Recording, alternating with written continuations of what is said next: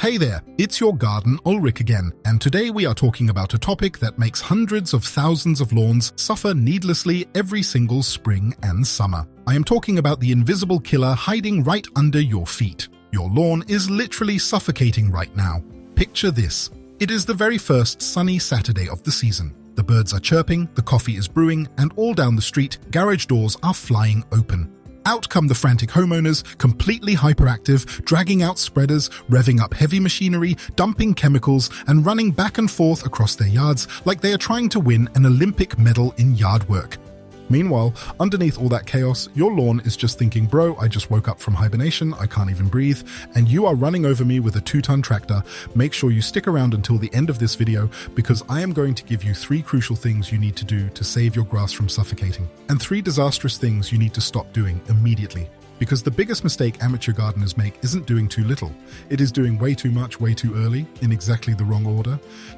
Let's take a deep breath and look at the actual biology of your yard. Most people think plants only need sunlight and water to survive, but the roots of your grass are living tissue, and just like you and me, they need to breathe. They require oxygen. Soil is not just dead dirt. A healthy soil structure is actually about 50% solid mineral and organic matter, 25% water, and 25% empty space. That empty space is filled with air. But over the winter or after a season of heavy foot traffic, kids playing, dogs running the exact same patrol route along the fence, and pounding rain, those tiny air pockets get crushed. The soil gets compacted, it turns into concrete. On top of that, you have a layer of dead, undecomposed plant matter sitting right on the surface of the soil, forming a dense, waterproof, airtight mat. This is called thatch. Between the thatch and the compacted soil beneath it, your grass roots are effectively trapped in a plastic bag. They are gasping for air.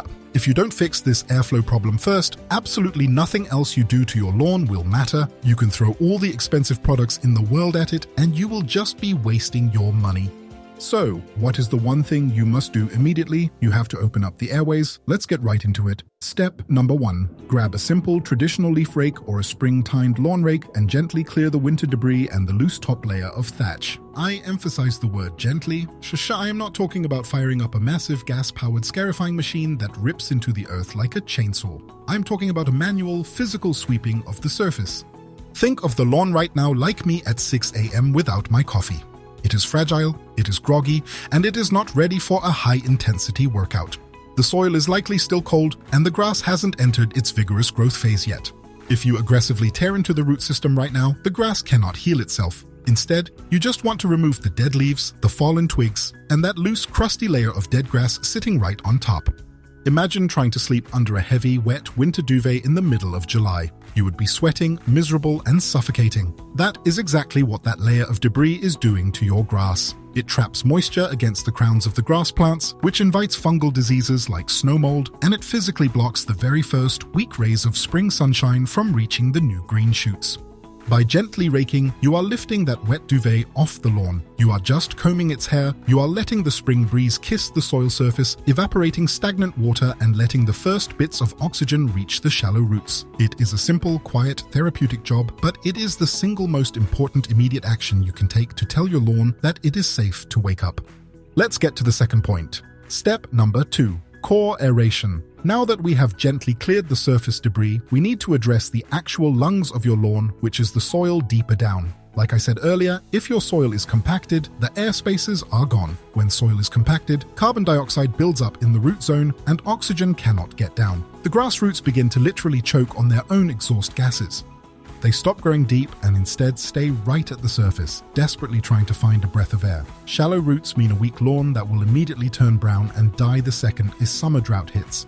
To fix this, we aerate. But I don't mean just poking tiny little slits in the ground with those spiked shoes they sell on late-night television. Those actually compress the soil outward and make the compaction worse. I'm talking about hollow-tine aeration. This is a process where you use a specialized tool, either manual or a rented machine, to physically punch into the earth and pull out actual plugs of soil, leaving behind thousands of little holes across your yard. It looks like a flock of giant geese had a party on your lawn, but biologically it is pure magic. Think of it like unbuttoning your pants after a massive Thanksgiving dinner. Suddenly, the pressure is gone. The soil can expand, relax, and breathe again. By physically removing those plugs, you are instantly recreating those missing air pockets. The heavy carbon dioxide vents out into the atmosphere, and fresh, life-giving oxygen floods down into the root zone. And it is not just about air. Those holes become superhighways for water and nutrients to travel straight down to the deep roots, exactly where they are needed most. The grass responds to this flood of oxygen by pushing new, deep, aggressive roots down into the soil. It is an absolute game changer for a suffocating lawn. Which brings us directly to the next crucial action. Step number 3, top dressing with a high-quality sand and compost mix. Now that you have punched thousands of beautiful, deep-breathing holes into your lawn, what do you think is going to happen the next time it rains heavily or the kids run across the yard? Those holes are going to collapse and the soil will just compact all over again. You have to keep the airways open. The way you do that is by sweeping coarse, washed sand into those aeration holes. Imagine propping a heavy door open with a wooden wedge. The sand acts as millions of tiny permanent wedges in your clay or compacted soil. Sand does not compress, it maintains its structure. By filling the aeration holes with sand, you are permanently altering the physical structure of your soil drainage. You are building permanent, vertical ventilation shafts. I like to mix the sand with a little bit of fine, high-quality compost. Why? Because the soil under your lawn is an entire universe of microscopic life. There are billions of beneficial bacteria, fungi, and earthworms living down there. Earthworms are essentially your unpaid interns. They work 24 hours a day, 7 days a week, digesting dead organic matter and turning it into free world-class fertilizer for your grass. But if the soil is suffocating, your unpaid interns quit. They die off or move away. By top dressing with the sand and compost mix, the sand keeps the air flowing and the compost provides a massive influx of healthy microbiology and organic food to kickstart the soil food web. You just brush it gently across the lawn with a push broom until it falls into the holes. You are literally building a brand new, breathable foundation for your yard. And now we come to the things you should stop doing, because all that brilliant work we just talked about can be instantly ruined by the classic amateur mistakes I see every single year. Number 1. Stop blindly dumping early spring fertilizer onto compacted, suffocating soil. I see it constantly. Homeowners buy the most expensive, heavy-duty nitrogen fertilizer the garden center sells, and they just start blasting it out of their broadcast spreaders while the soil is still rock-hard and covered in thatch.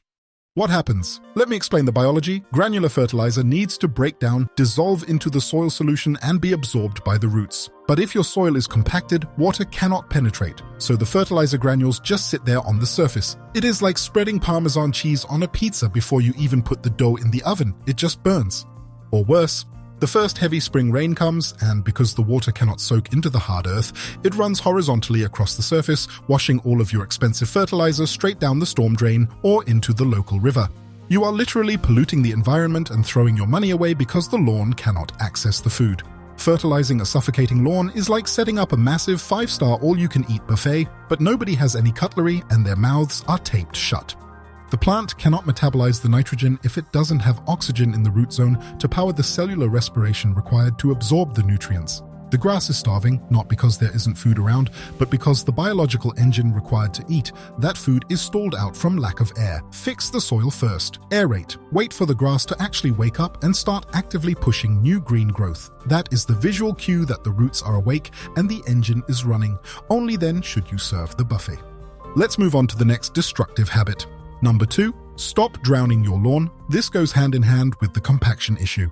When a homeowner looks at a struggling yellowish patchy lawn, their first instinct is usually, oh, it must be thirsty, I need to water it. So they turn on the sprinklers and let them run for an hour. But remember the biology. The soil is suffocating, it is compacted and covered in dead thatch. Normal, healthy, loamy soil acts like a giant sponge.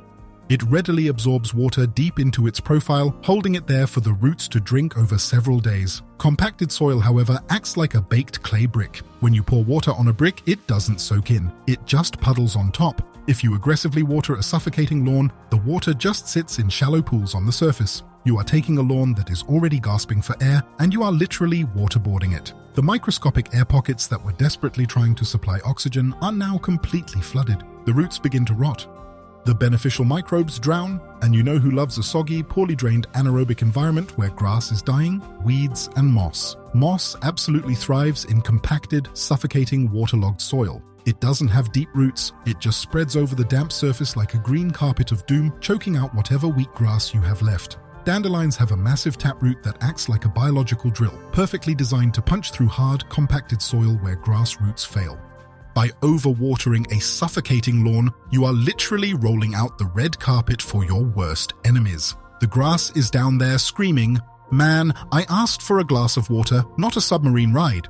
The fix is simple. Probe the soil with a screwdriver. If you can't push a screwdriver easily into the dirt, watering isn't going to help. You need to aerate first. Only water when the soil can actually absorb it, and water deeply and infrequently to encourage those roots to chase the moisture down into the newly opened aerated soil profile.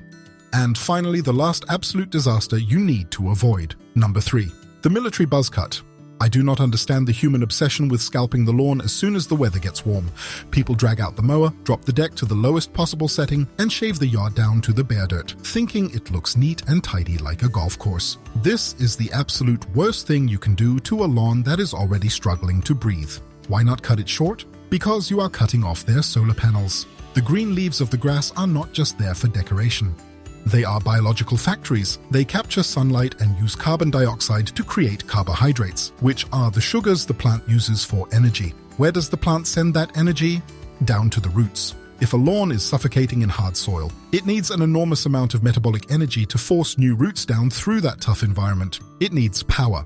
When you scalp the lawn, you instantly destroy its ability to generate power. You remove all the solar panels. The plant goes into massive physiological shock.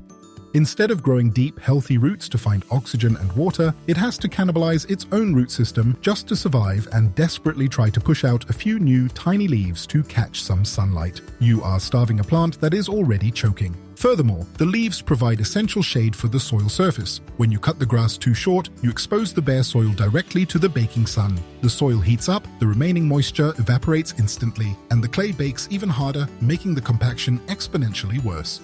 It becomes a vicious, deadly cycle. If your lawn is recovering from suffocation, you need to raise your mower deck. Leave the grass at least 2.5 to 3 inches tall. Let those solar panels grow, let them harvest the sun, let the tall blades cast a cooling shadow over the soil, which helps the soil retain moisture, keeping it soft and pliable for the earthworms and microbes to do their work. A taller lawn is a stronger lawn. It has deeper roots, a thicker canopy to choke out weed seeds, and a much higher tolerance for stress. So, let's bring it all together. The golden rule of spring and summer lawn care is that timing and soil health are vastly more important than blindly throwing fertilizer and water at the problem. Roots need air more than they need miracles. If your lawn is suffocating under thatch and trapped in compacted soil, no chemical from a plastic bag is going to save it. You have to think biologically. You have to be patient. Grab that rake, gently clear the airways. Rent or buy a core aerator and punch those deep breathing holes so the soil can exhale its toxic gases and inhale fresh oxygen. Sweep some good sand and compost into those holes to keep the architecture of the soil open and invite the earthworms back to work. And absolutely stop torturing the poor grass by dumping unabsorbable nitrogen on it, drowning it in shallow puddles and shaving off its solar panels.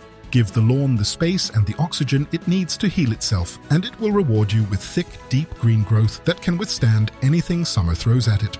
Now, if you want to know exactly which common mistakes completely ruin the soil structure faster than anything else, you need to watch this video right here, where I break down the exact biological failures of poor watering habits. And if you are wondering what kind of sand or compost you should be looking for to fix that heavy clay soil, check out this video down here, where I walk you through the absolute best materials for top dressing. If you liked the video, please leave a like, subscribe to the channel, and I'll see you in the next one. Thanks for being here.